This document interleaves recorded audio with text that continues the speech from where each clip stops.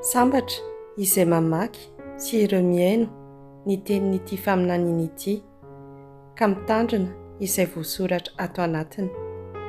Fa tongotra ny fotoan'andro ahatanteran'ireo zavatra ireo.